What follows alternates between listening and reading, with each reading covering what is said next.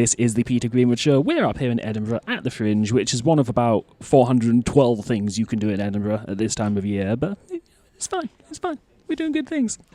To my right is somebody who has a show up here in Edinburgh. Could you tell me your show title and your name, please? Thank you for having me. My show is called Painkiller, and it's playing at 12:45 to 1:45 at Greenside at George Street, and it's a dark comedy.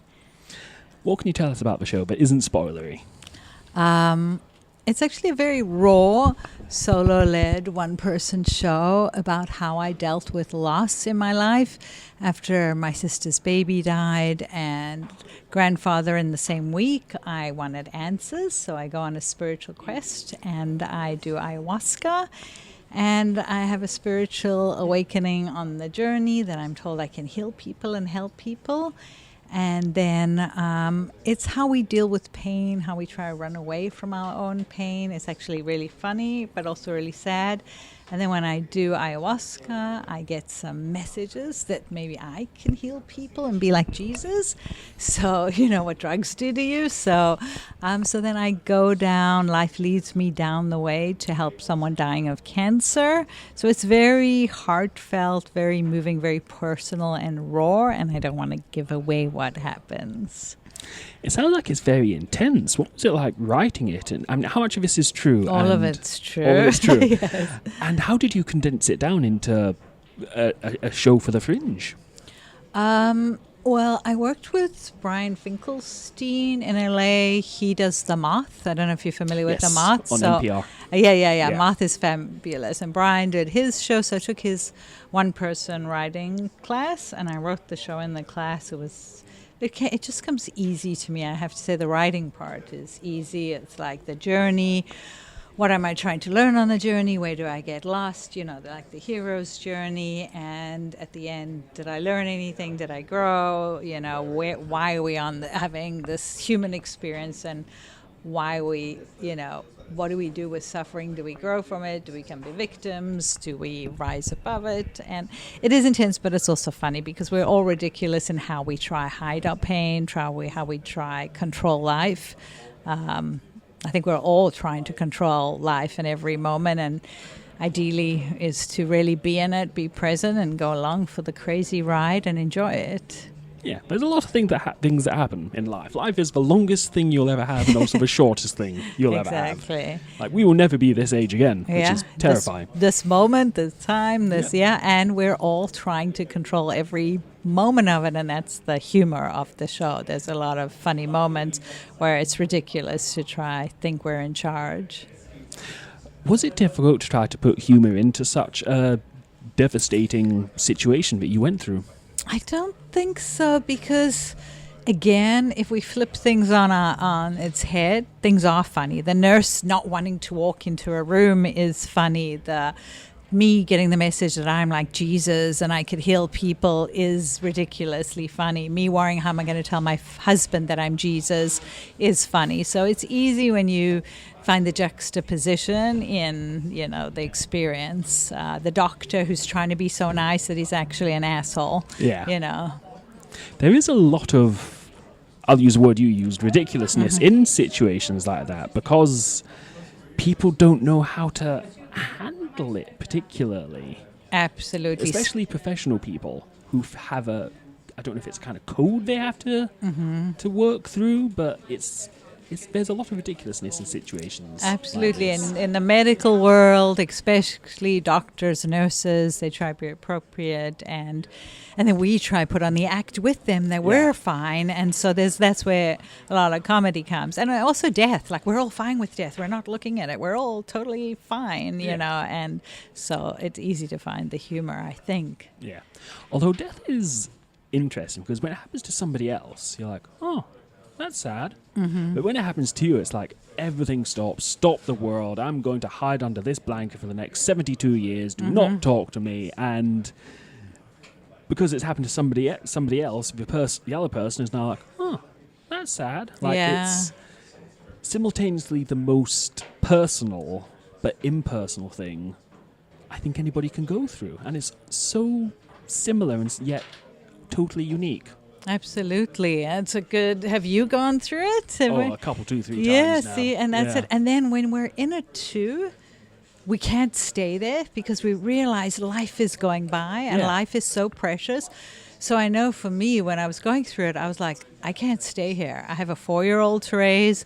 The whole world's going by. And if I stay here, I'm not doing service to the gift of life. So that's sort of the theme. And I don't know. It's a tricky show to market and tell people about because I try to make it sound fun. But actually, these are intense themes which I think Woody Allen back in the day handled beautifully. And I'm trying to think who else, lots of people. And ideally, it is ridiculous because we are not looking at it and not equipped for it, and nobody wants to look at difficult things. Yeah. And it is also very much a snapshot in time. Like, your life can be defined by pre-losing someone and post-losing someone. But then when someone says, it's been 13 years since so-and-so passed, you're like, fucking hell, 13 years. Because it doesn't feel like 13 years. Like, you can just reach out and touch. With consent, reach out and touch yourself yesterday that was going through it. But it's also a million years. And that's true too. Then we become so desensitized, like, I forgot what they look like. I forgot that. And so it's like on one part you want to hold on to pain and hold on to the memory, so you honor, and another part you've got to let go.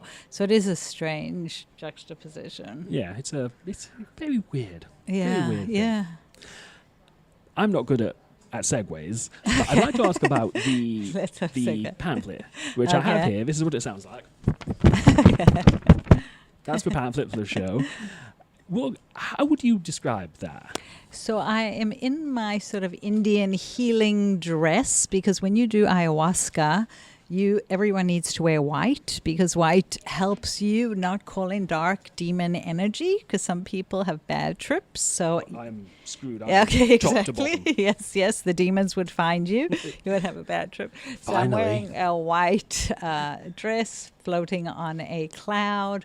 Got and legs crossed. Legs crossed in an sort of yogi position. And on one hand, I'm holding a cross because I look to God like, why do these terrible things? Are you an asshole? Or is there deeper meaning? And on the other hand, I did have pills, medication, pouring into my hand, but Fringe wouldn't allow medication. Really? Because it could be thought of promoting suicide or drugs. Really? So I had to take out the medication and I put butterflies I do for the see the dog butterflies, trip. So yeah. and butterflies are actually rebirth and reincarnation.